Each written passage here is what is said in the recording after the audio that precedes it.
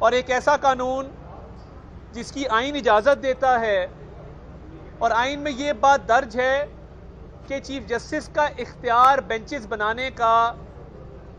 وہ آئین اور قانون کے تابع ہے۔ اب جب آئین میں قانون کا لفظ آ گیا تو اس کا مطلب یہ ہے کہ پارلیمان کے پاس یہ اختیار ہے جو کہ آئین کا خالق ادارہ ہے،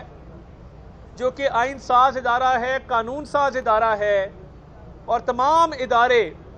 اپنے اختیارات، اپنی فرائض وہ پارلیمان کے ذریعے اس کو چلاتے ہیں، اور پارلیمان نے ہی یہ اختیار تمام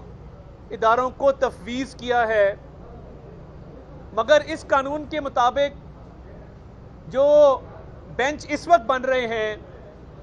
میں ان کو غیر قانونی سمجھتا ہوں۔ میں یہ سمجھتا ہوں بطور قانون کے طالب علم کے